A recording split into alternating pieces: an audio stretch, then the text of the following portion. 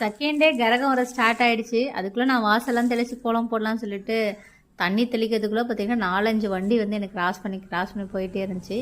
என்னென்னு பார்த்தீங்கன்னா எங்கள் ஊரில் திருவிழா ஸ்டார்ட் ஆச்சுனாலே ஒரே பிஸியாக இருப்பாங்க. எல்லாருமே வந்து 8 நாள் திருவிழாவில் இப்படி போகிறதும் இப்படி வர்றதுமா இருப்பாங்க. அதனால் வந்து சூப்பராக இருக்கும். நேற்றுமே நிறைய பேர் சொல்லியிருந்தீங்க, அக்கா உங்கள் ஊரில் திருவிழா வைப் வந்து சூப்பராக இருக்குது, நல்லா டிஃப்ரெண்ட்டாக இருக்குன்னு தான் சொல்லியிருந்தீங்க. உண்மையிலே சொல்ல போனால் எங்கள் ஊரில் திருவிழாலாம் ரொம்ப சூப்பராக பண்ணுவாங்க.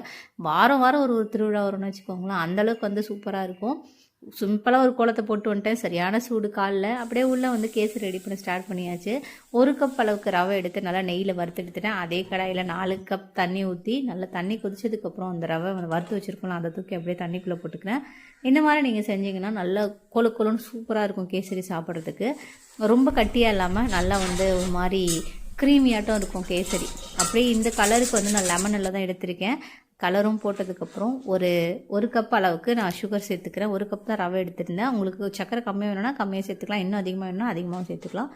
சக்கரையெல்லாம் சேர்த்ததுக்கப்புறம் பார்த்திங்கன்னா நல்லா எவ்வளோ சூப்பராக இருக்கலாம், க்ரீமியாட்டும். அப்படியே இப்போது 2 ஸ்பூன் அளவுக்கு நெய் நான் வந்து ஆட் பண்ணிக்கிறேன். நெய் போட்டு தான் நான் வறுத்து ஆல்ரெடி. இது திரும்பவும் 2 ஸ்பூன் நெய் சேர்த்தோம்னா நம்மளுக்கு அப்படியே வந்து கேசரி வழுக்கிக்கிட்டு உள்ளே போகும்னு சொல்லுவாங்களா, அந்த மாதிரி இருக்கும், சூப்பராக இருக்கும். அப்படியே வந்து இன்னொரு பேனில் வந்து கொஞ்சமாக நெய் சேர்த்து அதில் முந்திரி திராட்சையை வறுத்து அதையும் தூக்கி இதுக்குள்ளே சேர்த்துட்டோன்னா சூப்பராக நமக்கு வந்து ரெடி ஆகிடும்.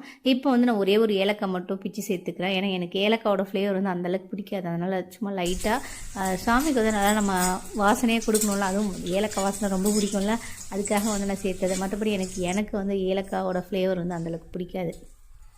அவ்வளோதான், கேசரி ரெடி ஆகிடுச்சு. இதுக்கப்புறம் இதை எடுத்து நம்ம வந்து சாமிக்கு படைக்க வேண்டியது தான். ரொம்ப ரொம்ப சூப்பராக இருக்கும். ஒவ்வொரு நாள் பார்த்திங்கன்னா ஒவ்வொரு ஐட்டம் செஞ்சு சாமிக்கு படைக்கிறது. அந்த 8 நாளுமே எங்களுக்கு வந்து நல்ல காலையில் கரகம் வர்றது, ஈவினிங் கரகம் வருதுன்னு அப்படியே வந்து பிஸியாக போயிட்டே இருக்கும். சாமிக்கு தேவையான எல்லாத்தையும் எடுத்து வச்சாச்சு. அப்படியே சாமியும் வந்ததுக்கப்புறம் நம்ம எப்பவும் போல் காலை எல்லாத்தையும் கழுவி சாமிக்கு வந்து பிரசாதம்லாம் கொடுத்து அனுப்ப வேண்டியதான். நாங்கள் கொடுத்து முடிச்சதுக்கப்புறம் அப்படியே எங்கள் மாமி வீட்டுக்கு போச்சு. ஒவ்வொரு வீட்டு வாசலையும் இந்த மாதிரி தான் பண்ணுவாங்க. எல்லாருக்குமே வந்து வெயிலாக இருக்குன்னு சொல்லிட்டு அங்கே மாமரத்தில் நிழலில் வந்து நின்று இருந்தாங்க, பாவம்.